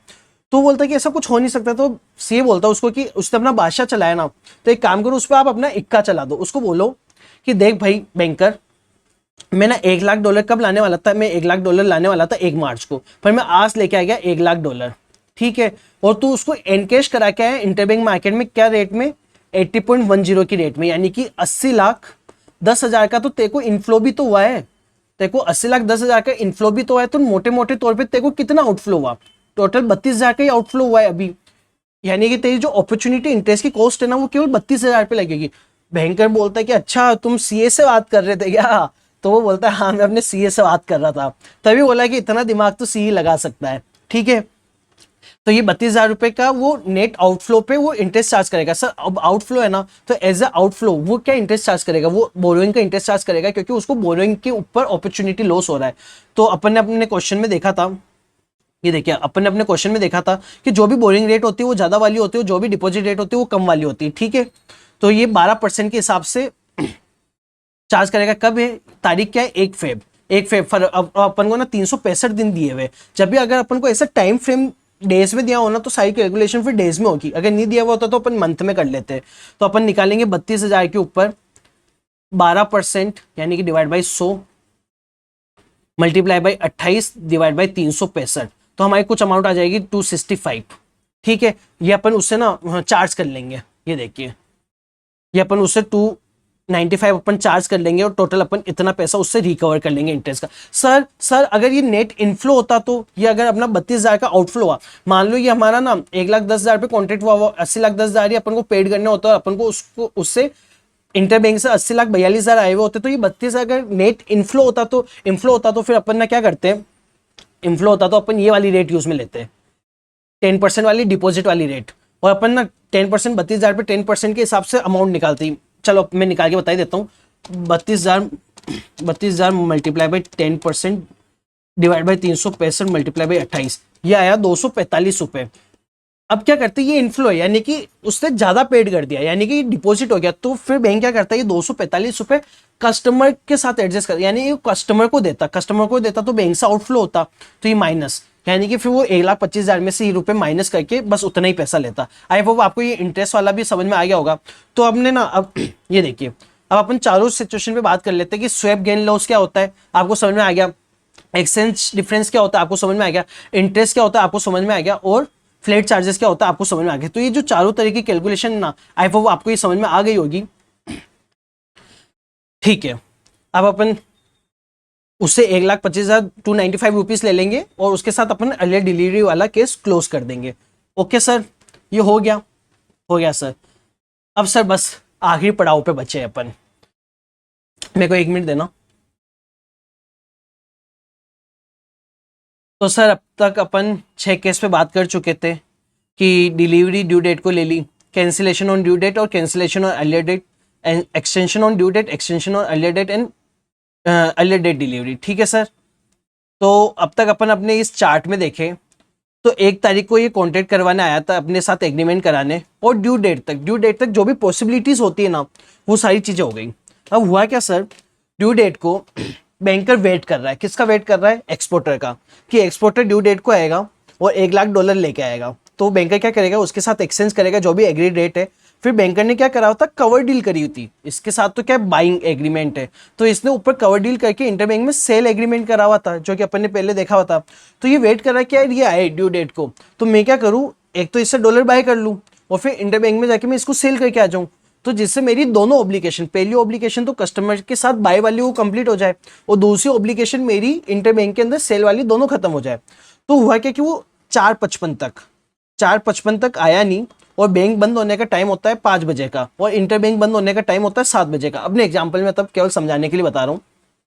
तो ये वेट कर रहा था तो ये आया नहीं, तो इसने सोचा कि चलो कस्टमर तो आने नहीं वाला, अपन एक काम करते हैं, इंटरबैंक वाली ऑब्लिगेशन तो खत्म करते हैं। होता क्या है सर, हमारे फेडाई का रूल है कि मान लो कस्टमर ड्यू डेट तक नहीं आया, ड्यू डेट क्या हमारे एग्जाम्पल के अंदर 1 मार्च, तो इसको ना 3 दिन का एक्स्ट्रा टाइम दिया जाता है, 3 दिन का एक्स्ट्रा टाइम दिया जाता है कि उस 3 दिन में आके कस्टमर या तो कैंसिल करवा दे कॉन्ट्रैक्ट को, या फिर एक्सटेंड करा दे, या फिर एक्चुअल डिलीवरी ले ले। अगर ये 3 दिन में नहीं आया ना, तो फिर एसबीआई क्या करेगा या फिर जो बैंकर है वो क्या करेगा, ऑटोमेटिक कैंसिलेशन, ये 4 तारीख को ऑटोमेटिक कैंसिलेशन की प्रोसेस चालू कर देगा। ठीक है सर, तो सर ये 3 दिन का ग्रेस पीरियड देते क्यों है, ये 3 दिन का एक मौका देते कस्टमर को कि है कस्टमर तू आ जा, वैसे तो तूने डिफॉल्ट कर दिया, लेकिन इस डिफॉल्ट की वजह से या तो गेन हुआ होगा या लॉस हुआ होगा। अगर तू इन 3 दिन में आता है ना, तो अगर तेरी वजह से कोई भी गेन हुआ है हमको, तो हम तेरे को पास ऑन कर देंगे, अगर लॉस हुआ तो वो तो हम तेरे से वैसे भी रिकवर करने वाले। तो सर अगर मान लो 3 दिन के ग्रेस पीरियड में नहीं आया, तो अपन ने इनिशियली पढ़ा था कि ऑटोमेटिक कैंसिलेशन में फिर बैंकर सारा गेन तो अपनी जेब में डाल देता है, वो केवल रिकवर करता है लॉसेस। तो केवल वो एक मौका देते हैं उसको कि भाई ग्रेस पीरियड में आ जा। सर ये एसबीआई जो हमारा बैंक है सर, इसको इंटरबैंक से मौका नहीं मिलता है क्या कि भाई वाह ठीक है तेरा कस्टमर नहीं आया तो तेरे को भी हम 3 दिन का ग्रेस पीरियड दे देते। सर यही इस टॉपिक की सबसे खास बात है कि केवल ये जो 3 दिन का ग्रेस पीरियड मिलता है ना, ये केवल कस्टमर को, चाहे एक्सपोर्टर हो चाहे इंपोर्टर हो, उनको मिलता है। कभी भी बैंक को इंटर बैंक से कोई ग्रेस पीरियड वगैरह कुछ नहीं मिलता। इंटर बैंक तो कहता है कि देख भाई, अपने तो ऑब्लिगेशन है, तूने कवर डील करी हुई, तूने सेल करने का वादा करा है, तो तू तो उसको निभा, तू कैसे भी निभा, पर ये ना सेल करने का वादा तो तेरे को निभाना पड़ेगा। यहाँ पे क्या होता है कि स्टैंडर्ड ड्यू डेट्स होती है, आपने जिस दिन ड्यू डेट वादा करा हुआ है आपको उस दिन निभाना ही पड़ेगा। तो हमारे एसबीआई को ना कुछ ऐसी यहाँ पे डील करनी पड़ती है। मान लो कस्टमर 1 मार्च को आया नहीं, तो इसकी कितनी ऑब्लिगेशन है कस्टमर से बाय करने को, इसको सेल करने के, तो इसको कुछ यहाँ पे एक्शंस लेने पड़ते हैं, कुछ एक्शन, जिसकी वजह से इसकी दोनों ऑब्लिगेशन में कुछ भी ये डिफॉल्ट में नहीं आ जाए एसबीआई। तो सर क्या क्या एक्शन लेगा अपन सबसे पहले देखते हैं। सबसे पहले देखते हैं इसकी पहली ऑब्लिगेशन क्या है, बाय करने की। कस्टमर आया नहीं तो बाय कैसे करेगा। दूसरी ऑब्लिगेशन क्या थी, इंटर मार्केट में सेल करने की। कब, 1 मार्च को, 1 मार्च को सेल करने की ऑब्लिगेशन थी। मान लो कस्टमर आया नहीं, तो सबसे पहली चीज वो क्या करेगा, सबसे पहली चीज तो यहाँ पे सेल करना है तो सेल तो करनी पड़ेगी। तो ये कॉन्ट्रैक्ट को क्या करेगा, स्क्वायर ऑफ करेगा। स्क्वायर ऑफ कैसे करते हैं, अपन ने क्या सीखा था, स्क्वायर ऑफ करने के लिए हमेशा ऑपोजिट एक्शन ले लेते हैं। तो इस दिन ये सेल करना था तो अब ये बाय एक्शन ले लेगा। बाय कैसे सर, इसके पीछे का लॉजिक, इसके पीछे का अपन ने लॉजिक समझा था कि वापस अपन मैं बता देता हूँ आपको। एसबीआई को इधर सेल करना है तो एसबीआई जाएगा, सबसे पहले डॉलर को स्पॉट में बाय करेगा। पहले तो वो इंटर बैंक से स्पॉट के अंदर बाय करेगा, फिर उसी को वो अपना वादा पूरा करने के लिए, यानी कि 2 मंथ फॉरवर्ड के अंदर सेल करने के लिए, वादा करने के लिए ये जो डॉलर बाय करा है इसी को ये वापस सेल कर देगा। आई होप आपको ये क्लियर होगा। पहला एक्शन तो ये लेगा जिससे ये इसके सेल वाली ऑब्लिगेशन तो कंप्लीट हो जाएगी। अब मान लो दूसरी ऑब्लिगेशन, मान लो कस्टमर ग्रेस पीरियड में ना बाय करने के लिए, मतलब सेल करने के लिए आ जाता है अपन को, और अपन को बाय करने की ऑब्लिगेशन अभी कस्टमर के साथ भी है। क्यों है? क्योंकि हमारे जो ये एसोसिएशन है फेड, उसने रूल बना रखा है 3 दिन ग्रेस पीरियड का। तो इससे बचने के लिए जो नियरेस्ट फ्यूचर की जो हमारे फॉरवर्ड कॉन्ट्रैक्ट होगा ना, अपन उसको वापस सेल कर देंगे इंटरबैंक में। मान लो कस्टमर आ गया तो अपन कस्टमर से बाय करके इंटरबैंक में वो सेल कर सके। कारण इसलिए क्योंकि अपन अपने सिर पे तो कोई रिस्क लेंगे नहीं, तो 1 मंथ फॉरवर्ड की अपन क्या कर देंगे, 1 मंथ फॉरवर्ड की अपन नियरेस्ट फ्यूचर की सेल कर देंगे। तो इस दिन अपन ने 2 कॉन्ट्रैक्ट करे, 1 तारीख को अपन ने 2 कॉन्ट्रैक्ट करे। एक तो अपन ने स्पोर्ट में बाय करा, स्पोर्ट के अंदर अपन ने बाय करा, दूसरा अपन ने सेल करा 1 मंथ फॉरवर्ड। अपने एग्जांपल में सर 1 मंथ फॉरवर्ड क्यों? मान लो कस्टमर को तो अपन 4 तारीख तक का भी तो ले सकते हैं सर, ये इंटरबैंक है। इंटरबैंक में हमेशा क्या होता है, स्टैंडर्ड ड्यू डेट्स होती है। हमारे एग्जांपल में 1 जैन, 1 फेब, 1 मार्च, फिर बाद में ये 1 अप्रैल। वहां पे कोई ऐसी ड्यू डेट नहीं होगी कि भाई फॉरवर्ड कॉन्ट्रैक्ट की, भाई एक फॉरवर्ड कॉन्ट्रैक्ट हमारा एग्जीक्यूट हो रहा है 1 मार्च को, दूसरा 4 मार्च को, तो ये 3 दिन का होता नहीं, कुछ स्टैंडर्ड टाइम गैप्स होते हैं, और मोस्टली वो या तो 15 दिन के होते हैं या 1 महीने के लिए होते हैं। हमारे एग्जाम्पल में वो 1 महीने के गैप्स है। ठीक है सर, तो अब अपना देखते हैं सर, आप एक चीज पे इधर फोकस कीजिए, ये चीज पे फोकस कीजिए। हमारे बैंक की क्या दो ऑब्लिगेशन है। एक बैंक की ऑब्लिगेशन है कि 1 तारीख को उसको या तो सेल करना है ऊपर और नीचे से बाय करना है, ये कस्टमर आया नहीं, तो एक ऑब्लिगेशन तो वो पूरी करेगा, तो उस ऑब्लिगेशन को पूरी करने के लिए वो स्पोर्ट में बाय करेगा। क्या बाय करेगा? डॉलर, क्योंकि वो सेल कर सके, ऑपोजिट एक्शन। दूसरी ऑब्लिगेशन उसकी कभी भी आ सकती है इन 3 दिनों में, इन ग्रेस पीरियड में, तो वो ना 1 मंथ नियरेस्ट फ्यूचर का फॉरवर्ड सेल कर देगा। तो सर ये कहीं देखा देखा लग रहा है क्या कि 2 ऑपोजिट एक्शन ली for the different time frame. Buy तो है हमारे आज के लिए, स्पोर्ट के लिए, जो बाय कॉन्ट्रैक्ट है ना ये तो आज के लिए, स्पोर्ट के लिए। ये जो सेल है ना ये 1 मंथ फॉरवर्ड के लिए, और दोनों सेम डे हो रही है, दोनों सेम डे हो रही है। क्यों? क्योंकि हमारी ऑब्लिगेशन पूरी करनी है। कहीं तो पढ़ा हुआ है सर, ये कहाँ पढ़ा हुआ है अपन ने? ये पढ़ा हुआ है अपन ने ये स्वैप डिफरेंस में। ये देखिए, the difference between 2 opposite action buy sell taken by banker on the same day ले रहा है ड्यू डेट के दिन इन द इंटरबैंक मार्केट। का ले रहा है ये इंटरबैंक मार्केट में। इंटरबैंक में वो बाय कर रहा है डॉलर को क्योंकि वो सेल कर सके, और वापस 1 मंथ फॉरवर्ड सेल कर रहा है कॉन्ट्रैक्ट को, क्योंकि अगर कस्टमर आ गया तो वो उसकी ऑब्लिगेशन पूरी कर सके इन फ्यूचर। ठीक है, for the different time frame वो स्पोर्ट में हो रहा था, वो 1 मंथ फॉरवर्ड के लिए हो रहा था। It mean banker either bye forward, हमारे केस में भी उसने फॉरवर्ड को क्या कहते हैं, सेल करा है। ये देखिए, सेल करा है फॉरवर्ड को, बाय में स्पोर्ट करा है। या फिर ऐसा भी कर सकता था कि उसने, अगर इंपोर्टर का केस होता ना, तो फॉरवर्ड को बाय कर लेता और सेल कर देता स्पोर्ट में। आई होप आपको ये क्लियर होगा। तो एक तो हमारे स्वैप डिफरेंस तो आएगा ही आएगा। कब आएगा? हमारे 1 तारीख को, 1 तारीख को हमारे स्वैप डिफरेंस आएगा ही आएगा। अब अपन अपने केस देख लेते हैं सर। ये जो केस नंबर 7 है ना, ये अगर ग्रेस पीरियड में भी नहीं आया ना, उसके बाद का केस है, ये ऑटोमेटिक कैंसिलेशन वाला है। तो सर अपन इसको देखने से पहले अपन केस नंबर 8 देखते हैं कि मान लो वो 3 तारीख को आ गया। कब आया? ये 1 तारीख के 4 तारीख के 4 तारीख से ऑटोमेटिक कैंसिलेशन वाली चालू हो जाएगी। ये कब आया? ये आया 3 तारीख को। और क्या लेने आया? ये कैंसिल करवाना आया। पहले अपन कैंसिलेशन कर लेते, फिर बाद में दोनों वाला पार्ट कर लेंगे। एक्सटेंशन तो सेम है कि पहले कैंसिल कर दो आप, जैसे ही कैंसिलेशन वाला होगा वही कॉन्सेप्ट लगाना होगा, उसके बाद आप नए कॉन्ट्रैक्ट में एग्रीमेंट कर लो।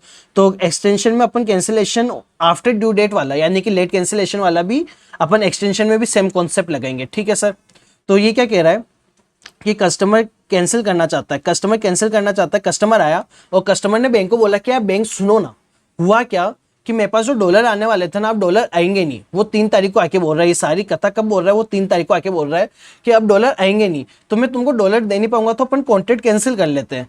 तो बैंकर बोलेगा कि ठीक है, कॉन्ट्रैक्ट अपन कैंसिल कर लेते हैं, पर ये ड्यू डेट को तुम नहीं आए ना, उसकी वजह से हमको ना कुछ एक्शन लेने पड़े थे। क्या एक्शन लेने पड़े थे?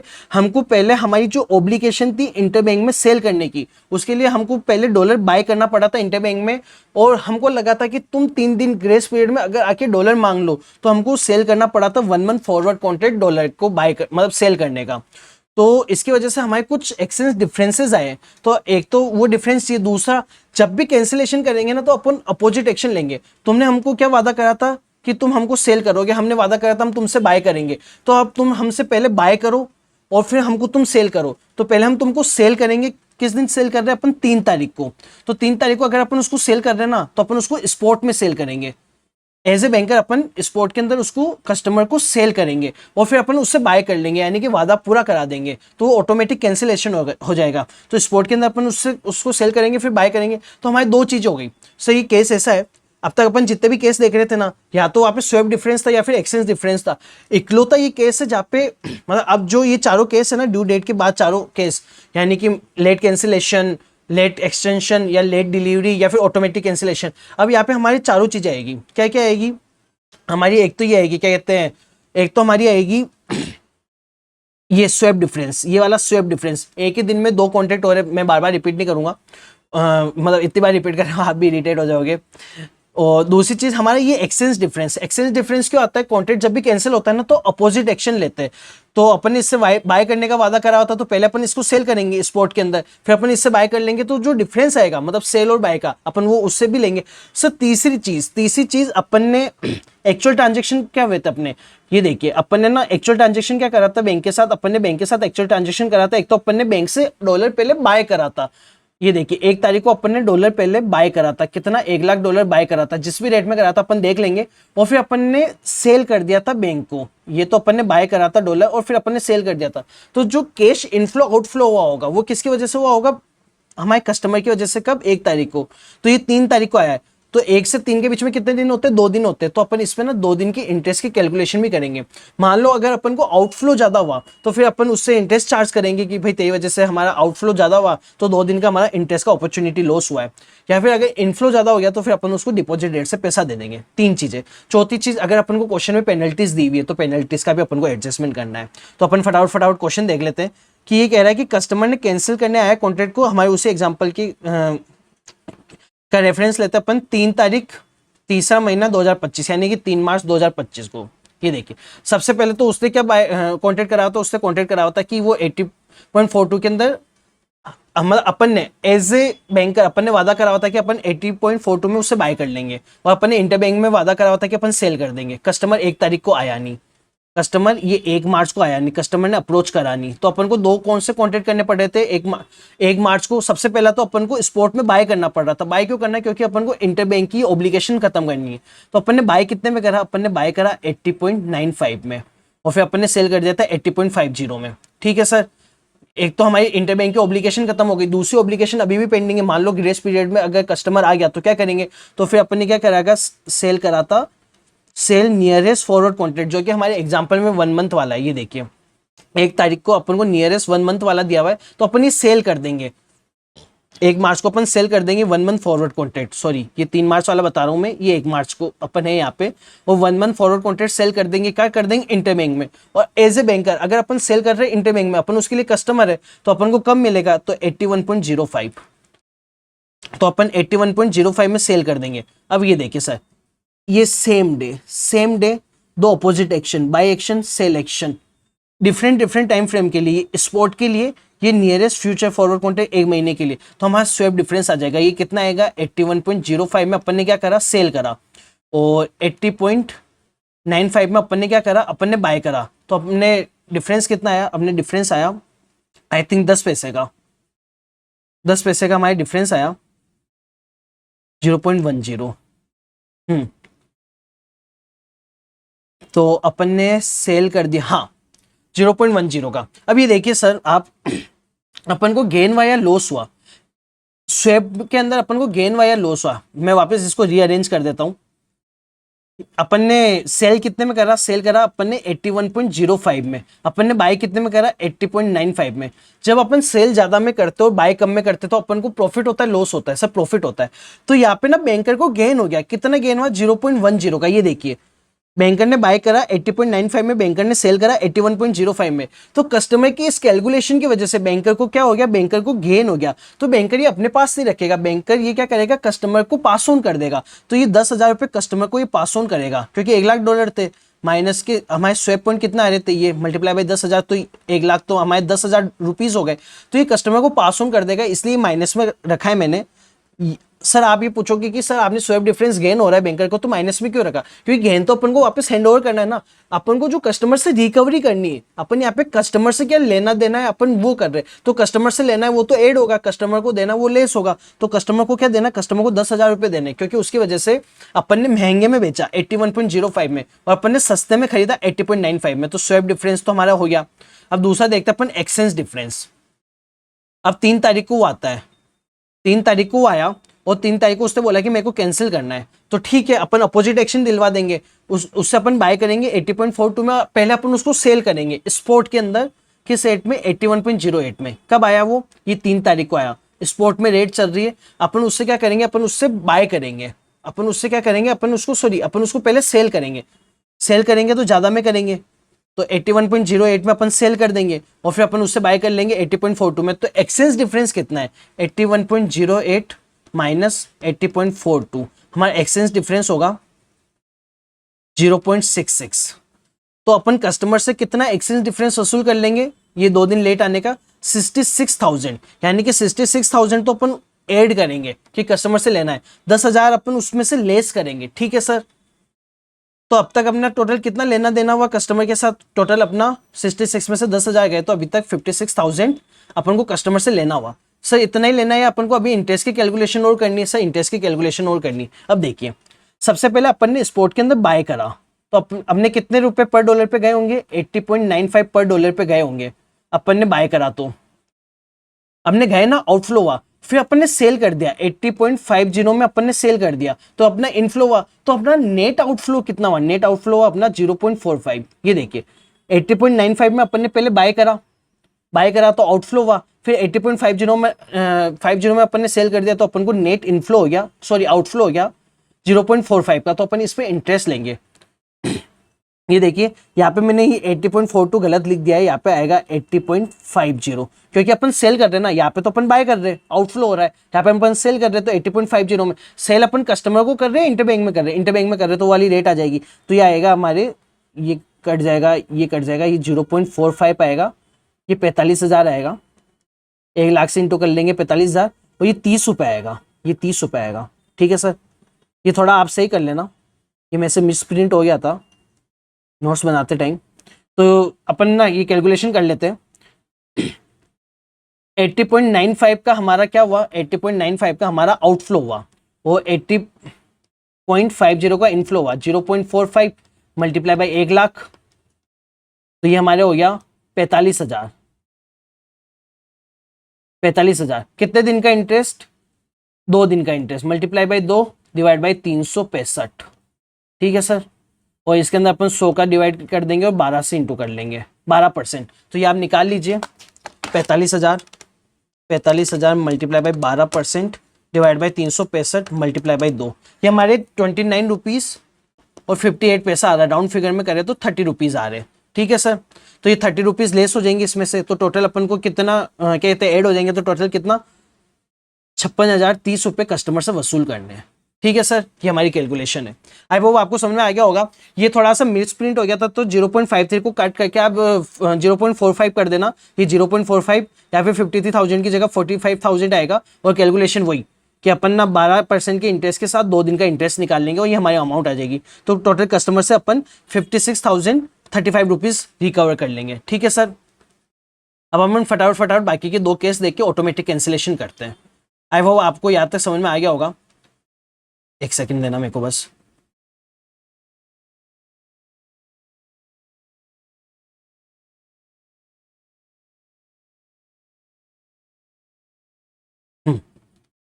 अब हमने 2 केस किया है, पहला एक्सटेंशन वाला, कब 3 तारीख को कस्टमर आया और वो 3 तारीख को ही आया, पर उस बार वो कैंसिल करवाने नहीं आया, एक्सटेंड करवाने आया, तो इस केस में होगा क्या सर, एक्सटेंशन के लिए अपन ने पहले भी देखा था, सबसे पहले उसको कैंसिल करवाना पड़ेगा, तो सबसे पहले वो क्या करेगा, सबसे पहले वो कैंसिल करेगा, सबसे 1 मंथ फॉरवर्ड के लिए सबसे पहले वो कैंसिल करेगा।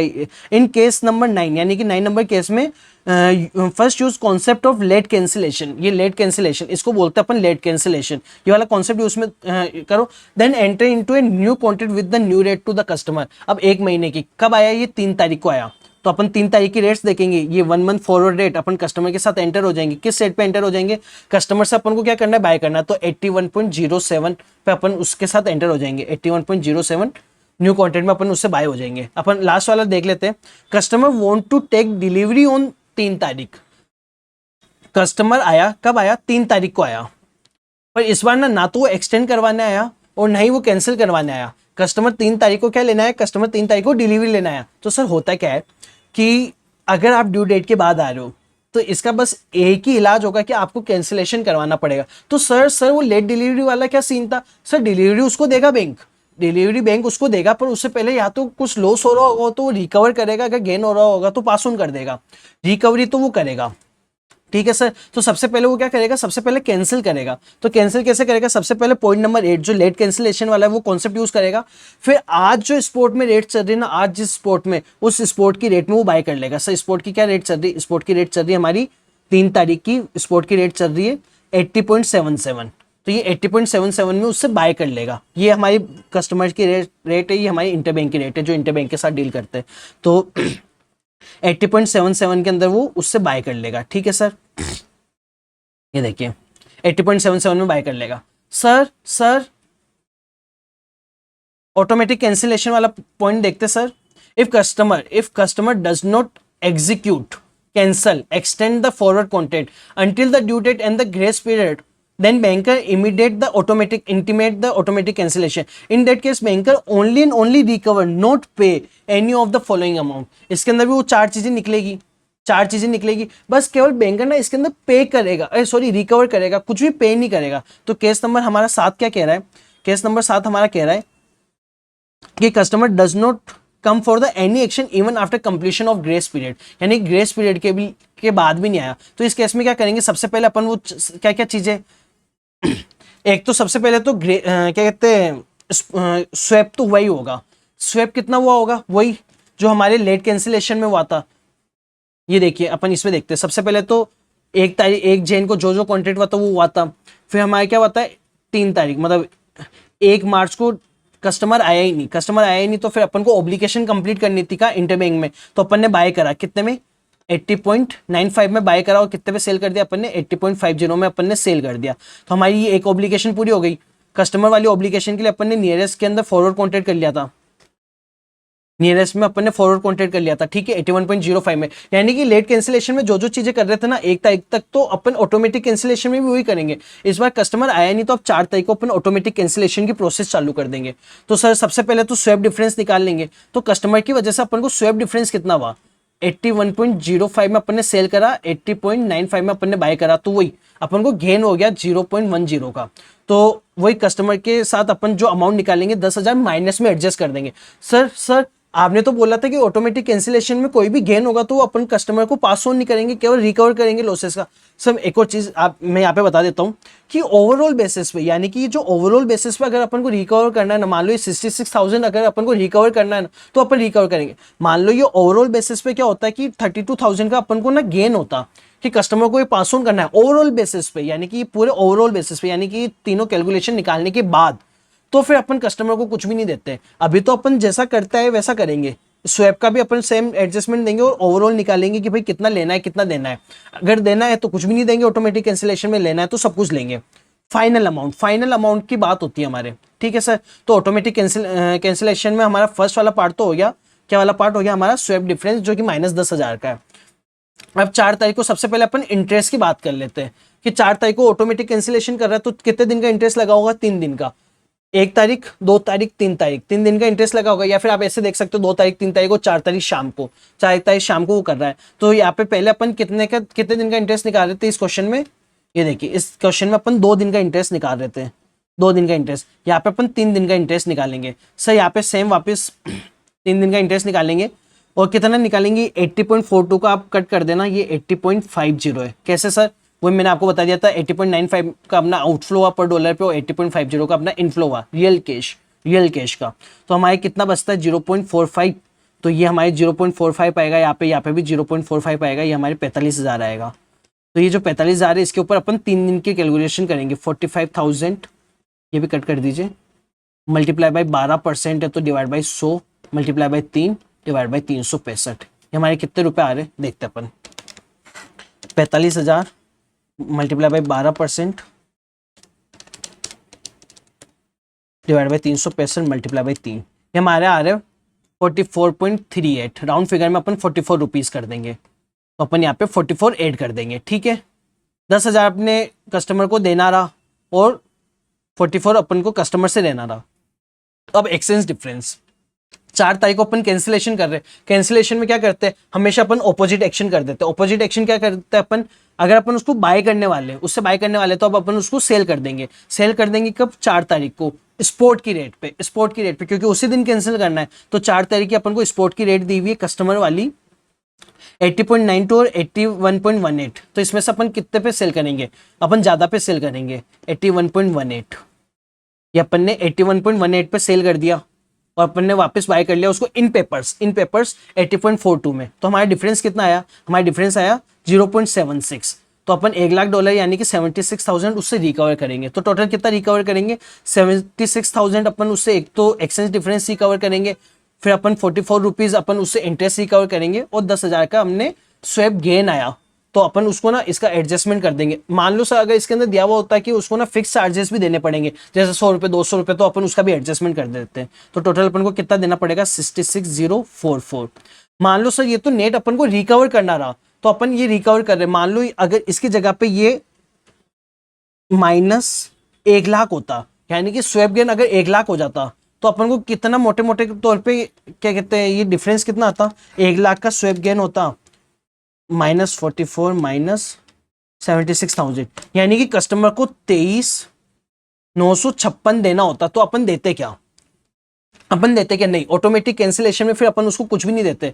पर मान लो यहाँ पे ना ये 10,000 का एडजस्टमेंट था, तो 66,052, तो अपन ये कस्टमर से रिकवर करेंगे। तो ऑटोमेटिक कैंसिलेशन आई होप आपको ये समझ में आ गया होगा, लेट कैंसिलेशन भी आई होप आपको समझ में आ गया होगा।